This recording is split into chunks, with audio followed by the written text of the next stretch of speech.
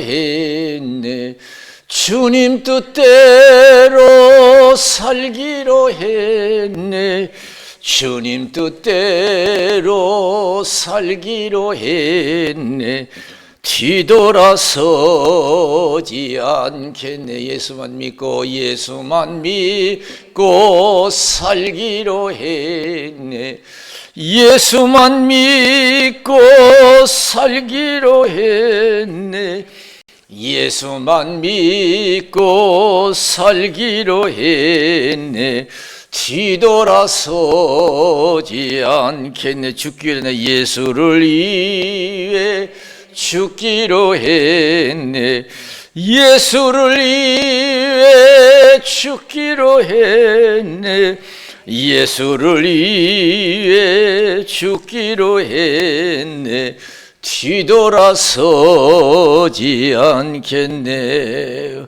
우리 박수를 하나님께 영광 드리겠습니다. 할렐루야. 이 시간 저와 여러분들에게 성탄의 은혜가 함께 하시기를 주님의 이름으로 축원을 드립니다. 네, 성탄의 성탄의 은혜는 받은 자만이 알아요. 받은 자만이. 왜냐하면 성탄의 은혜는 주님이 주시는 줄로 믿습니다. 할렐루야. 그래서 성탄의 은혜를 축복을 받은 사람은 마을 구에 누인 참 보잘것없는 탄생이 있지요.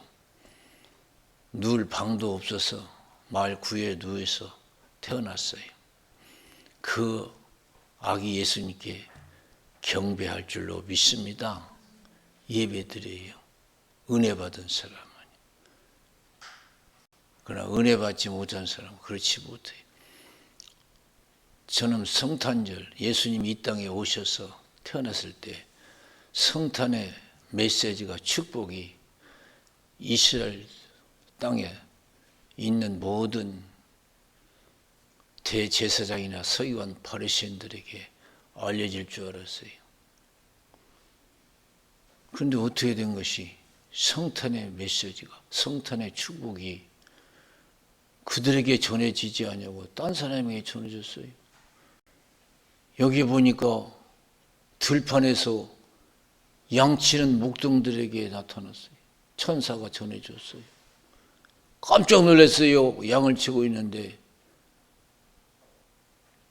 천사들이 놀라지 말라고 하면서 유대 땅 베들레헴에 너희들의 구세주가 태어났다. 가서 경배하라.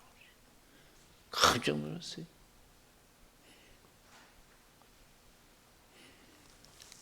그리고 마태복음 2장에 보면은 동방박사들이 별의 인도를 받아서 예루살렘에 와요. 유대인의 왕으로 태어나신 이가 어디 계시냐 그러니까 깜깜했어요. 예루살렘에.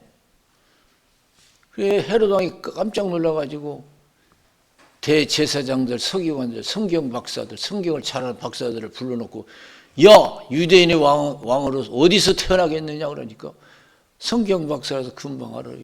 아이 유대 땅 베들레헴입니다.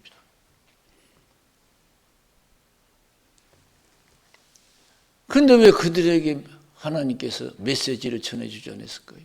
성탄의 축복을 주지 않았을까요? 참 아이러니컬하잖아요.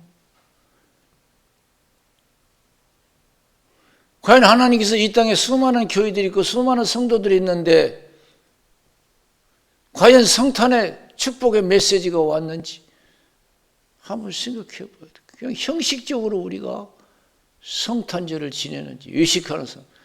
그때 당시 예수님 오실 때 외식하는 자들이라고 했어요. 외식하는 자들. 기가 막혀요. 그래서 동방박사들이 다시 나오니까 그들을 인도하던 별이 나타났어요. 그들 앞서 인도에 가보니까 마을 구에 놓인 아기 예수님 앞에 멈춘 거예요. 거기서 경배하잖아요. 황금과 모략 이왕을 드리면서 아기 예수께 경배해요. 얼마나 복이에요. 여러분 복은 세상 복이 있고 영적 복이 있어요. 말 구유에 누이신 예수님이 하나님의 아들이요 세상을 영원히 통치하실 그런 임금이란 걸 알고 거기에 경배하는 사람은 큰 영적 축복을 받은 사람인 줄로 믿습니다. 아시지요 아시지요 아시지요 아버지 아시지요 아시지요 아시지요 아버지 성령 충만 성령 충만 성령 충만 성령 충만 아멘 성령 충만 성령 충만 성령 충만 아멘. 예수님은요 가난한 목수의 아들로 태어났어요. 가난한 목수의 아들로요. 누울 곳이 없어서 말 구에 누워 계셔요. 그렇게 가난하게 태어나 두버릇도 없고 묻힐 부dom도 없어요. 머리 둘 것도 없었어요. 그러니 세상 사람들이 우습게 볼 수밖에 없지. 세상 사람들의 사고방식이 뭐예요? 좋은 가문에서 태어나고 좋은 옷을 입어야 되고 높은 지위가 있어야 되고 그럴 때 알아주지요. 만약 예수님이 높은 가문에서 태어났다면 대하는 것이 틀렸을 거예요. 원래 기독교인조차도 그래요. 항상 높은 데 마음을 두고 예수님처럼 낮은 데 마음을 두잖아요. 높은 데서 예수님이 이 땅에 오신 것처럼 우리가 낮아져야 될 줄로 믿습니다.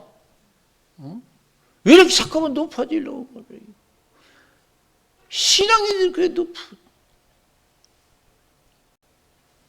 그래 예수님 우습게 본 거예요. 십자가에 못을 박아 죽인 거예요.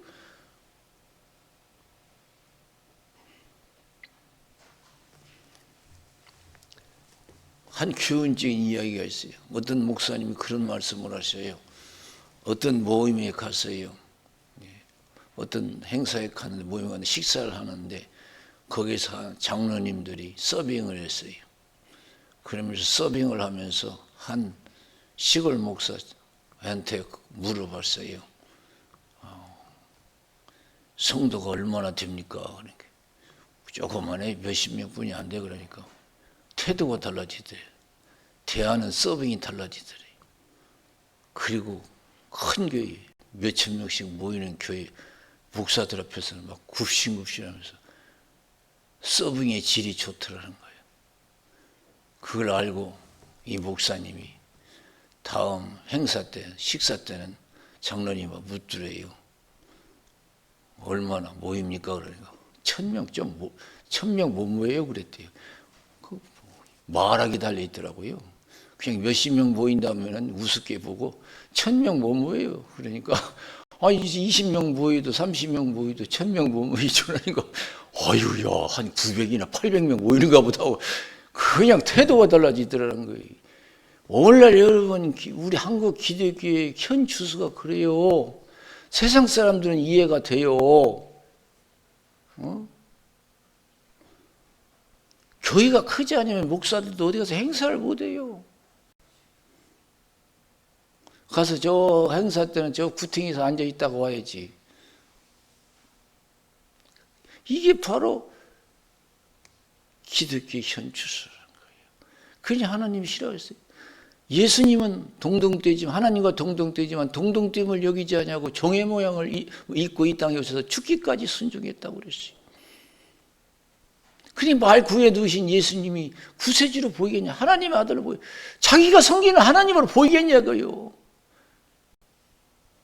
의식하는 그 종교인들이요.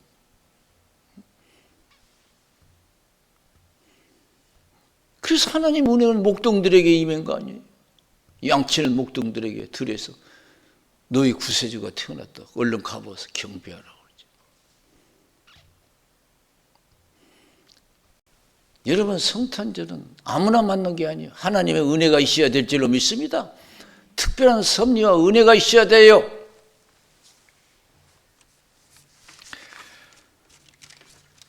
마태복음 1장 18절에서 25절에 보면은 요셉이 나와요. 마리아의 남편 요셉. 오늘 소식을 들으니까 마리아하고 정혼을 했는데, 아니 결혼도 하기 전에 임신이 됐다는 거예요. 난감하지요. 그래서 요셉은 참 경건한 사람이에요. 소문 내지 않고 조용히 끊으려고 했는데 천사가 나타나서 뭐라고 했어요? 내 아내 마리아 데려온 것을 두려워하지 말라야. 그 잉태된 것은 성령으로 행한 것이고 성령으로 이루어진 것이고 아기를 낳으니 예수를 하라. 예수라는 이름을 지어라. 그랬어요. 또 누가복음 1장 26절에서 38절에 보면은 어느 날 가브리엘 천사가 마리아에게 나타나요. 깜짝 놀랐어요. 그러니까 가브리엘 천사가 뭐라고 했냐면 누가복음 1장 30절에서 31절에 보니까 천사가 일러 가라사대 마리아여 무수어 말라. 네가 하나님의 은혜를 얻었느니라. 보라 내가 수태하여 아들을 낳으니 그 이름을 예수라 하라 그랬어요. 나는 시집장 가는데 어떻게 됩니까? 그때 누가복음 1장 37절에 보니까 대저 하나님의 모든 말씀은 능치 못하심이 없느니라 그랬어요. 이와 같이 마리아, 요셉은 분명히 예수님이 하나님의 아들이라는 것을 알고 믿게 됐지요. 누가복음 2장 21절에서 39절에 보면 시므온이라는 사람이 나와요. 그는 성경에 보면 의롭고 경건하다 그랬어요. 어느 날 성령께서 너는 아기 예수를 보기 전에는 죽지 아니할 것이다 그랬어요. 어느 날 성령의 감동함을 입고 성전에 나갔어요. 아기 예수님이 있어요. 그때 시므온은 한 번도 보지 못한 예수님이에요. 그런데 성령께서 다 가르쳐줬기 때문에 예수님에 대해서 선포하는 거예요. 이건 하나님의 아들이요 구세주다 그랬어요. 또 아셀지파 안나라는 사람이 있었어요. 출가해서 7년 동안 남편하고 살다가 남편이 죽자 84년 동안 혼자 살면서 성전을 떠나지 아니하고 주야로 금식하며 하나님을 섬길 때 성전에 있는 아기 예수를 보고 예수님은 하나님의 아들이요 구세주라는 것을 설명하지요. 이와 같이 하나님의 은혜가 없이는 말 구에 넣으신 예수님이 하나님의 아들이요 구세주라고 알지 못하고 우리가 성탄 축하 예배를 드릴 수가 없어요.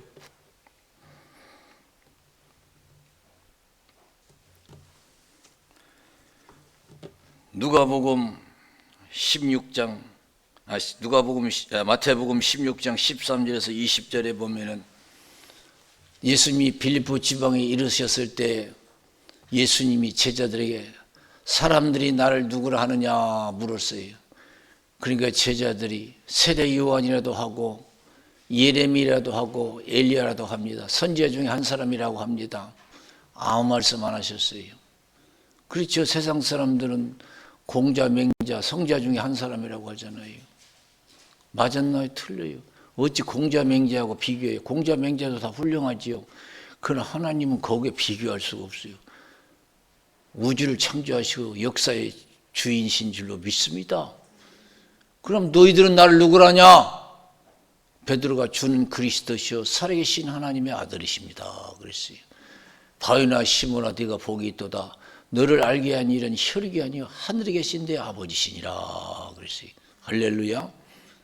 하나님의 은혜가 있어야 예수를 바로 알 수, 말구에 넣으신 예수님이 하나님 아들의 구세주를 알 수 있는 거예요. 그 은혜가 없으면 우리가 알 수가 없어요. 알 수가 없어요.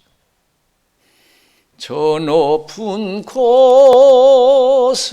향하여 날마다 나아갑니다. 내 뜻과 정성 모두 날마다 기도합니다. 내 주여 내 발 붙드사 그곳에 서게 하소서. 그것은 빛과 사랑이 언제나 넘치옵니다.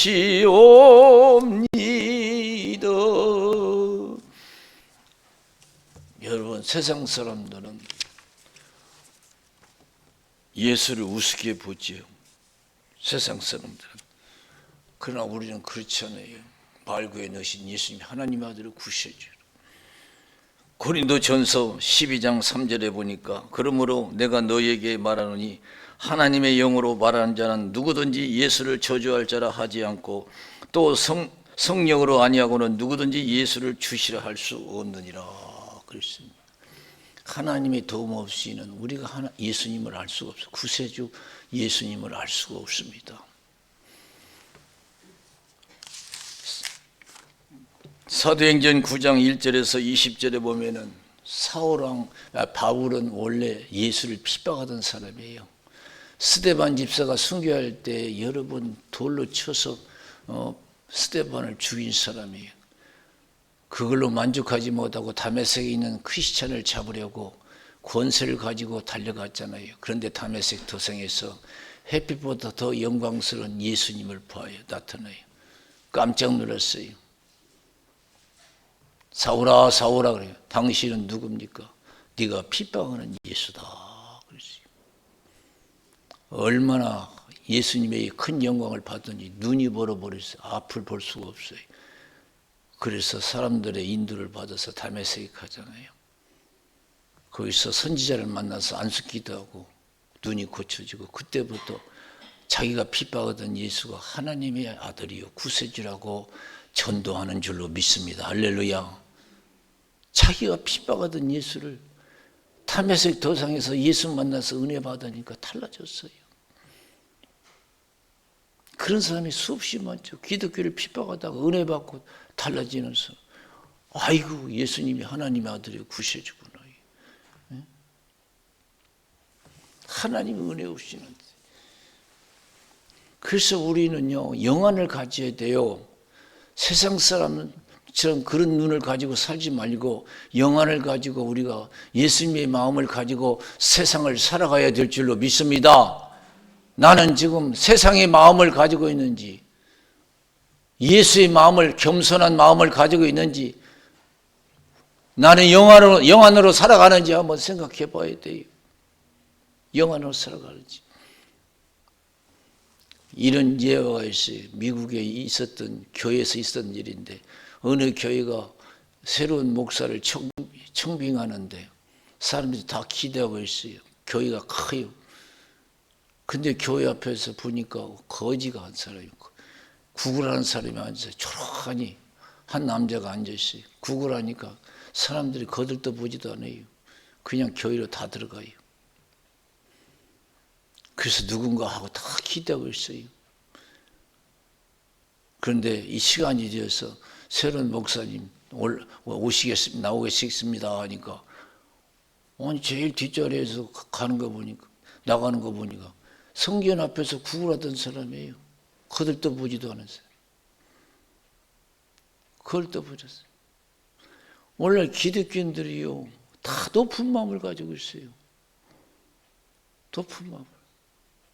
예수님 같은 마음을 가져야 낮은 마음. 낮은 마음을 가지고 왜 높은 마음을 가져요?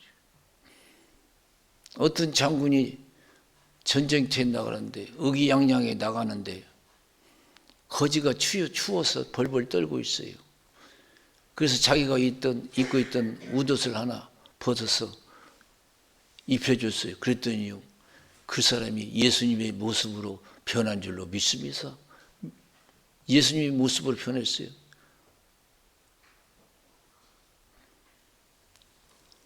어떤 성주가 의기양양하게 예수님이 마시던 성찬식, 최후 만찬 성찬식 잔을 찾으러 나간다고 말을 타고 가는데 그 성 문 밖에서 거지가 구걸하고 있는 거야. 아랑곳하지 않았어요. 관심이 없었어요. 온 세상을 뒤지면서 그 마지막 성찬식 때 그 마시던 성찬잔을 구하려고 했지만 얻지 못하고 지쳐서 돌아오고 있어요. 지쳐서 돌아오니까 아직도 그 구걸한 거리인이 거가 있었어요. 그래서 동전을 돈을 몇 푼을 해서 던져주니까요. 그 거지가 들고 있던 그 그릇이 바로 성찬잔이었다는 거예요. 보이더라는 거예요. 우리가 항상 낮은 마음을 가지고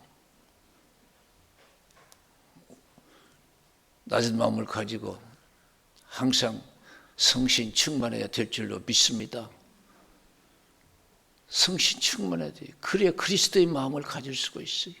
내 마음이 낮아질 수가 있어요. 저도 너무 부족해요. 제가 얼마 전에 한 사람이 나를 보자고 찾아왔어요. 그래서 누군가 했더니 교도소에서 이제 막 나온 사람이래요. 그러면서 이제 막 이런 얘기 저런 얘기하고 막 그래요. 저는 하도 이제 그런 사람을 대봐서 딱 보면 알거든요. 이 사람 분명히 돈 좀 달라고 찾아온 거다. 어떤 때는 자기가 교도에서 나와도 위협도 하는 쪽으로 얘기도 하고 그래요. 저는 다 알지요. 저는 두말도 않고 그 사람이 필요한 것은 돈이다 생각하고 제가 10만 원을 이렇게 해서 줬어요. 그랬더니 얼마나 좋아하는지 그냥 다시는 더 이상 할 필요 없이 그냥 얼른 그걸 챙겨가지고 좋아서 가더라고요. 목사님 안녕히 계시라고 그랬는데. 그런데요, 내 마음은 왜 이렇게 기쁜지 몰라요.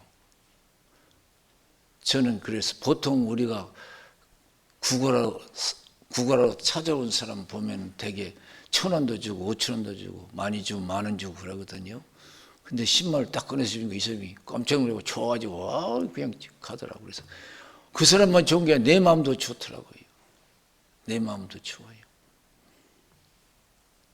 사랑하는 성도 여러분, 이 시대 하나님 성탄절을 맞이해서 우리에게 원하시는 게 뭘까요? 예수님이 겸손한 마음 가지고 요셉의 가정에 태어나서 마을 구육간에 태어나신 것처럼 겸손한 마음을 가지고 이 세상에서 우리 기독교인들이 낮은 자와 함께 하시기를 원하시는 줄로 믿습니다.